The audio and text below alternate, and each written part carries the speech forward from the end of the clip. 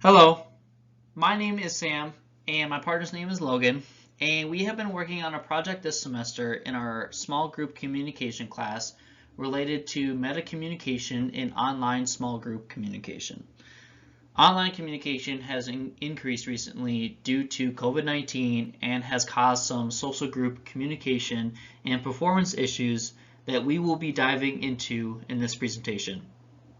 We will also be showing some strategies that might be beneficial for organizations to employ to combat these social issues that are occurring in online communication. Okay, so metacommunication. What is metacommunication? Metacommunication is a direct look at how verbal or nonverbal communication is perceived and interpreted by the receiver. When we think about metacommunication, we can simply just think how are our messages being perceived by the receiver? What is the tone? What is the attitude of the speaker? How does that contribute to the receiver or audience's judgments? And understanding of what's being conveyed to them. Essentially, metacommunication is about the conclusions that are drawn from an attempt to communicate. For example, if one is to ask how your day is going while they roll their eyes, it can be concluded that that individual is either having a bad day themselves or is not very interested at all how your day is actually going. It's the context that surrounds the question that contributes to the interpretation of what that speaker is actually trying to say. Why is metacommunication important? Malcolm Gladwell, very popular author, wrote the book Outsiders, where he brings one of the points that he makes is that plane crashes and communication they go hand in hand. The claim is that plane crashes are more likely to occur when the captain and the first officer have poor communication and poor teamwork. And the issues are kind of centered around this idea that messages are unclear and they're not very assertive. So if messages become more commanding in the communication process, they're more effective. However, if a message is kind of hinted at, then they can often be overlooked. The point is how we convey our thoughts and ideas are the difference between a plane crashing and landing safely. In a more sound and more rational idea, the better we communicate, the better that, or the more effectively we can kind of dodge poor outcomes. And then lastly, how does technology change our communication habits? Well, technology has kind of changed the way that we talk to each other and the way that we use language. Is this a bad thing? The simple answer is no. The digital age has kind of birthed phrases like LOL, texting, it is LOL, laugh out loud. Is it lots of love? Is this kind of changing the way we speak? Of course, the answer is yes, but it's not inherently bad, insofar as to say that, the way that technology moves and progresses is the same way that our language does the same. So when we kind of think of it in like this sense that tech is kind of creating new words, we are also creating new languages to go along with those. Or we're creating new ways that communicate. Hence, like if you think about something like an emoji and how that has changed, it's just a new form. Online communication factors. Asynchronous communication, the speed in which we communicate. So when we think about this asynchronous communication, we think about how long it takes for us to communicate. When do we get our responses? So when we think about celebrities like Elon Musk, he chooses to use text instead of email, insofar as to say that people will often respond a lot quicker to a text message than they will for an email. But online in general, when we think about communication, how fast people are able to respond to things, we like to think about beyond email and beyond text, in as far as that we can also communicate and get through things a lot more productively, as far as using Google Docs or different ways of where multiple people can be working on the same thing at the same time. That is one of the benefits that has changed over the last recent years with online communication. And then secondarily, access to, locate and communicate with others. Okay, so we have social media nowadays, so it's easy to find people on social media like Facebook and be able to communicate with them. We can also think of business to consumer. A lot of people online shop now, online communication. If you're frustrated with your airline tickets, you can actually direct message companies and complain about their services and get rewards or vouchers or anything that you need. And lastly, we have job searches as far as communicating. We can communicate with online employers a lot easier than we were previously able to. And then lastly, our ability to, communicate across long distances. So we have to think about COVID-19, and obviously what our main focus is here is the virtual communication platforms, but also we can think about, long distances as far as, being able to interconnect, the world globally and as a whole. While individuals are conversing in an online communication format, there are barriers that exist in those communication processes that affect the performance of communication as being displayed and interpreted. These barriers prevent huge issues for listeners or readers to understand and interpret the message that is being presented. One of the first and most common barriers is the technology that is being utilized in the communication process. During recent years, colleges and other organizations have switched to using programs like Skype or Microsoft Teams for telework individuals.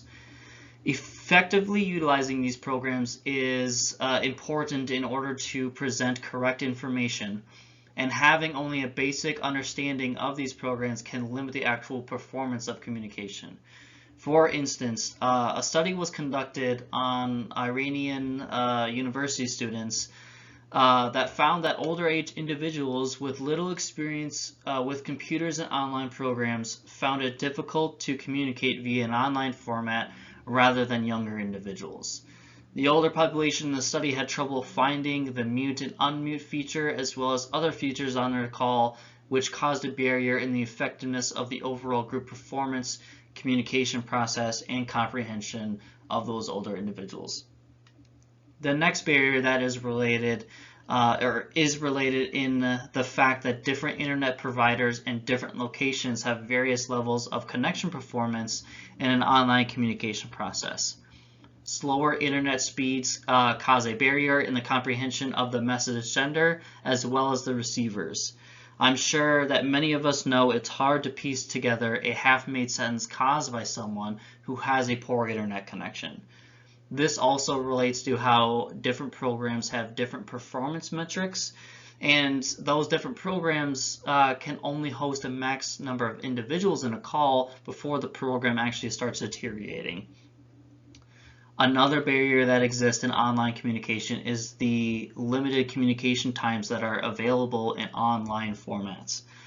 A study that was conducted by the Eastern Mediterranean University that indicated that students who underwent learning via an online format found it difficult to understand class material and reach out for help on comprehension, as their only access to the teacher or aides was through a specified time period of class. Unlike face-to-face learning or communication, it is a benefit for individuals in that face-to-face format to simply walk to speak with educators or coworkers at any time. In online communication, there are barriers of time availability or busyness availability, which are also indicated by setting online statuses to busy, which affects individuals to reach out for help.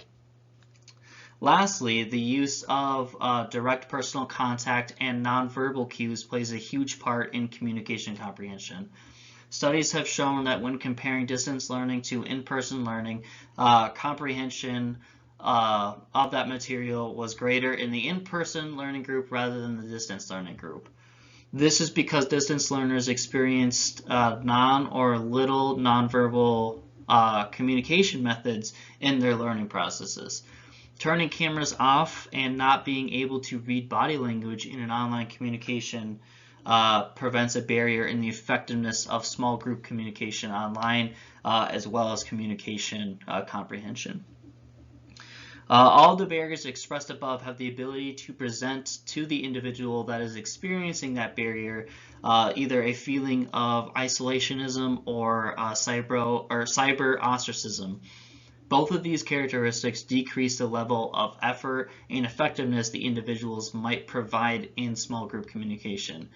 It is important that organizations recognize these online communication barriers and how they might lead to cyber ostracism and isolationism, and then the organization to then develop and employ strategies that prevent these barriers and prevent isolationism and cyber ostracism in individuals and groups in online communication.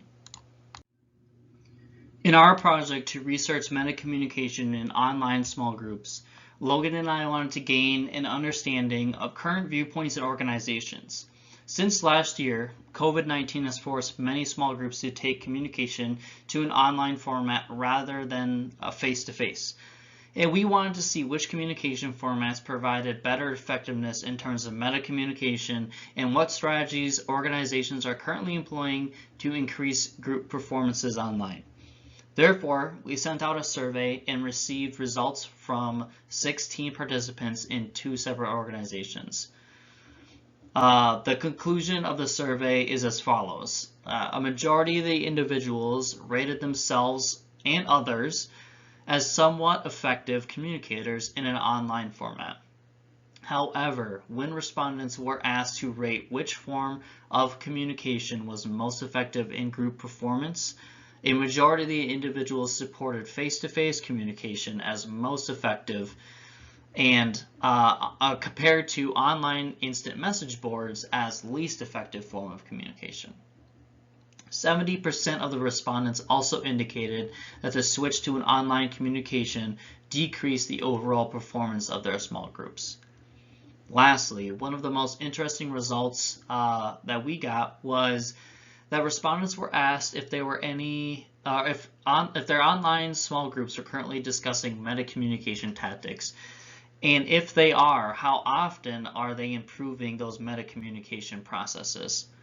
Results indicated that about 42% of the respondents do not experience metacommunication discussion in their online groups. This might indicate that because of the little to no discussion in metacommunication, might decrease online communication or online small group performance levels. In our survey, we also included a number of written responses available to respondents to voice their opinions and answers to communication in online groups. We have selected some of the highlights of these written responses that we found interesting to share. When respondents were asked to provide an example of an increased or decreased performance in the switch to online communication, one of the responses was that they have seen an increase in performance through the ability to continuously collaborate on projects compared to the traditional format of waiting for next meeting discussion. This was a minority opinion of the results, I want to point out. However, we thought it important to share this information that collaboration via online on projects can be excelled when used properly in groups. Next, one of the highlights was that respondents were asked if there were any barriers in online communication that hindered performance. One of the respondents indicated that poor connection, unmuted members, cameras being off, and distractions at home are examples of such barriers that they have encountered. Multiple of these certain barriers were also included on other responses as well. This was just one that included all of the barriers in one. Lastly, one of the biggest highlights that we had was when respondents were asked if any metacommunication tactics were being utilized in their small groups, and how often were they employing those metacommunication tactics. One respondent indicated that the issue of not having cameras on affected the communication process of the group, and therefore the group discuss this issue and change their norm to have cameras on during their group discussion. And by having their cameras on, it seemed to encourage individuals to participate more in discussion. One respondent also indicated that there have been some attempts for meta-communication discussion, but not a lot in their organization. They indicated that there might be a need to have discussion to help improve communication performance in the group.